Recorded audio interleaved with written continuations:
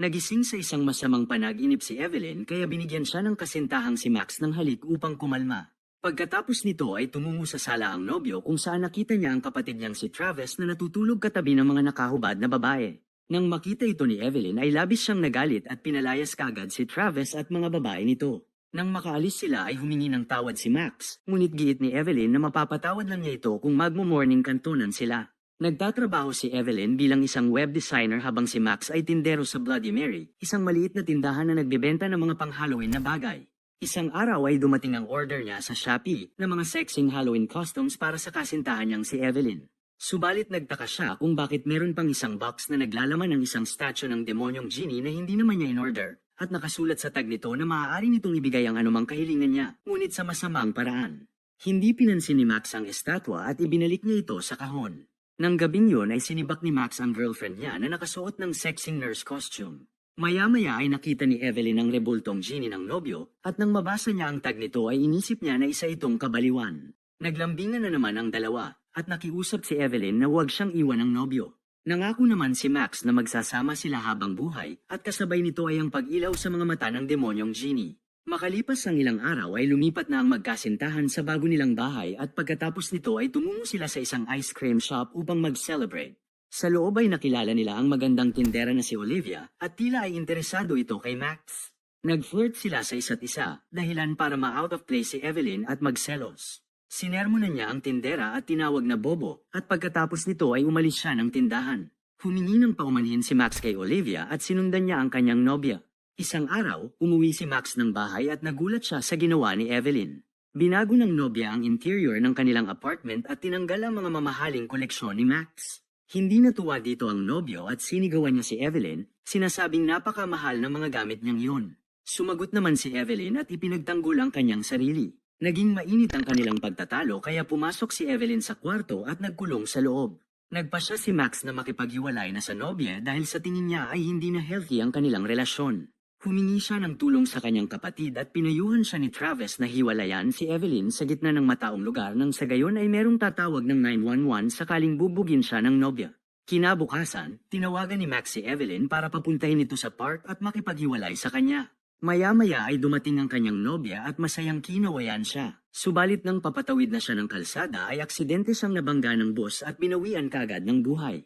Wala nang nagawa si Max kundi ang umiyak at pagmasdan ng duguan niyang bangkay. Nang maglaon ay inilibing na si Evelyn at namaalam na ng tuluyan kay Max. Datapwat plano niya sanang makipaghiwalay sa nobya ay labis pa rin siyang nanlumo at nahirapan mag-move on.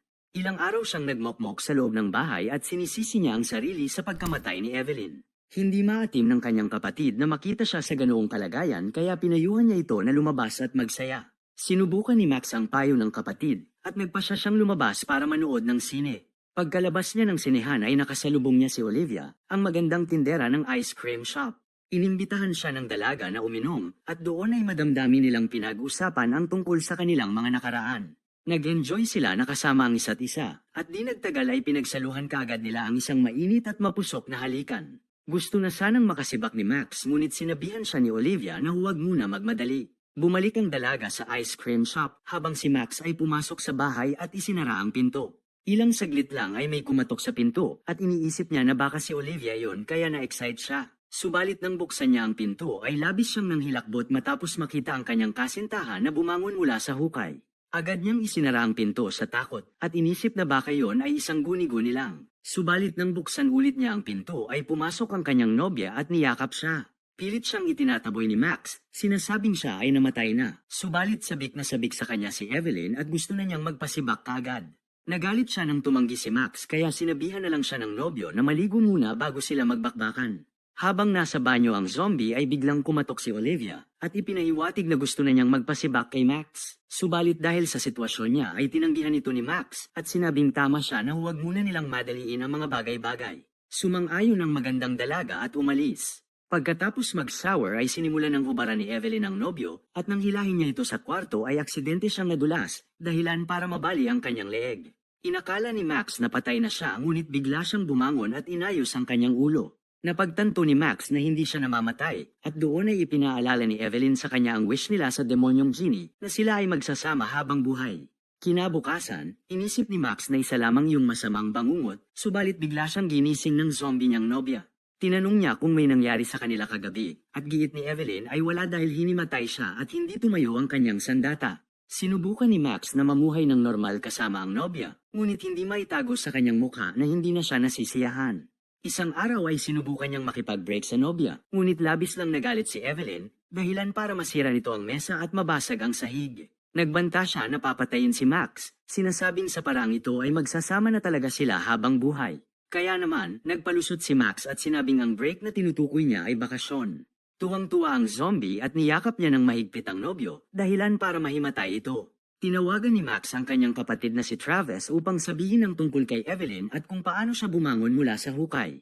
Hindi naniniwala si Travis at iniisip na pinaprank lang siya ng kapatid. Subalit nang bumisita siya sa bahay ni Max ay labis siyang nanghilakbot nang makita ang zombie na si Evelyn, dahilan para siya ay tumakbo sa takot. Nang maglaon ay pinag-usapan nilang magkakapatid kung ano ang gagawin nila kay Evelyn gayong hindi naman siya basta-basta namamatay. Kumuha ng espada si Travis at sinabing pugutan ng ulo ang zombie kagaya ng nakikita nila sa mga pelikula. Nagsimulang magbasa si Max ng mga libro para malaman kung paano i-dispatcha si Evelyn, ngunit lahat ng ito ay nabigo. Sinubukan din niyang sirain ang demonyong genie, ngunit wala itong epekto sapagkat buhay na buhay pa rin ang zombie na si Evelyn. Isang araw habang nagyoyoga ang nobya ay kinuha ni Max ang espadang ibinigay ni Travis, subalit hindi niya naatim na patayin si Evelyn, kaya pinuntahan niya ang kapatid at isinauli ang patalim. Nagboluntaryo si Travis na siya na lang ang papatay kay Evelyn, at kahit sinubukan siyang pigilan ni Max ay desidido siya na gawin ito para sa kapatid. Nang gabing yon ay pumunta si Max sa sementeryo para manood ng horror movie kasama ni Olivia at sa kalagitnaan ng palabas ay nagsimulang maglaplapan ang dalawa. Pinuntahan ni Travis si Evelyn at gumawa siya ng dahilan para makapasok sa loob ng bahay. Nanood muna siya ng pelikula habang humahanap ng tiyempo na pugutan ang nobya ng kapatid. Subalit dahil sa palabas ay biglang nagkaroon ng craving si Evelyn kaya pinatay niya si Travis at kinain ang kanyang utak. Samantala, sina Max at Olivia ay labis na nag-init matapos ang kanilang laplapan at dahil dito ay nagpasya silang pumasok sa kotse ng dalaga para tugunan ang tawag ng kanilang mga laman. Pagkatapos ng overnight nilang bakbakan ay napagod ang dalaga sa matinding performance ni Max. Nagpaalam si Max na may titingnan lang muna siya saglit sa bahay at pagkatapos niya bigyan ng matamis na halik si Olivia ay tumungo na siya upang kumustahin ang kapatid. Subalit pagpasok niya ng apartment ay nanghilakbot siya nang makitang buhay na buhay pa ang kanyang nobya. Hinanap niya si Travis at doon ay nakita niya ang bangkay nito na nakabalot sa plastic bag. Sinabi sa kanya ni Evelyn na para magsama na sila habang buhay ay kailangan niyang patayin ang nobyo. Tumango si Max sa pagkakataong ito, subalit pinakiusapan niya ang nobya na maligo muna sila sa isang mainit na bathtub bago siya patayin ito. Habang hinahanda ni Evelyn ang mainit na tubig ay hinarangan ni Max ng mabigat na kabinet ang pinto ng banyo. Nagmadali siyang pumunta sa kusina at tumawag ng 911, ngunit hindi sila naniniwala sa kanyang mga sinasabi at tumanggi silang tulungan siya. Tinatawag siya ni Evelyn, ngunit umalis siya ng bahay upang pumunta sa istasyon ng pulisya. Ikinwento niya ang tungkol sa zombie niyang girlfriend, ngunit hindi ito pinaniwalaan ng pulis. Sa isang tulak lang ay nasira ni Evelyn ang pinto ng banyo at siya ay lumabas. Nakita niya ang naiwang telepono ni Max at nabasa ang mga malalanding palitan nila ng text ni Olivia. Sa galit ay nabasag niya ang telepono at nagpasya siyang puntahan ang kalaguyo ng kanyang nobyo. Pumunta siya sa tindahan at doon ay sinakal niya ang dalaga sa lalamunan at itinapon. Narinig ni Max sa radio ng mga pulis ang tungkol sa tila ay pag-atake sa isang ice cream shop kaya agad siyang umalis upang iligtas si Olivia. Sinusubukan niyang kausapin si Evelyn, sinasabing hindi na niya ito mahal at hindi na siya kayang manatili sa piling niya. Giit niya na kailangan na nilang maghiwalay, ngunit hindi pumayag si Evelyn at sinabing isasama niya ang nobyo sa hukay. Gamit ang helmet ay hinampas ni Max si Evelyn at tumulong na din si Olivia upang labanan ang zombie niyang nobya. Dahil sa lakas ni Evelyn ay itinapon niya si Olivia sa pader at sinimulang ihampas ang ulo ni Max sa sahig. Gamit ang basag na salamin ay sinaksak ni Max ang kanyang nobya sa ulo na siyang tuluyang nagpatumba sa kanya. Kinumusta ni Max si Olivia at sinubukang humingi ng tawad, ngunit biglang tumalon si Evelyn sa likuran niya at sinimulan na naman silang atakihin. Papatayin na sana niya ang dalawa nang biglang may sumaksak sa kanya mula sa likuran at iyon ay si Travis na ngayon ay isang zombie na rin. Tila ay tinamaan ni Travis ang kahinaan ni Evelyn sapagkat hindi na ito bumangon pang muli. Tinanong ni Max kung ano ang susunod nilang gagawin at sinabi ng zombie niyang kapatid na ilibing na ang kanyang ex. Habang inililibing si Evelyn, humingi ng tawad si Max kay Olivia dahil sa pagtatago tungkol sa lahat ng ito. Humingi siya ng isa pang pagkakataon, ngunit si Olivia ay hindi sumagot. Bagkus ay bigla lang niyang hinalikan si Max at sinabi na gusto niyang magpakanton ngayon. Nang maglaon ay nagtayo si Max ng sarili niyang shop katabi ng ice cream shop ni Olivia na may bagong flavor na Burying the Ex. Pinuntahan niya ang kanyang nobyo at pabirong tinanong kung bakit na-late siya sa pagbayad ng rente nila.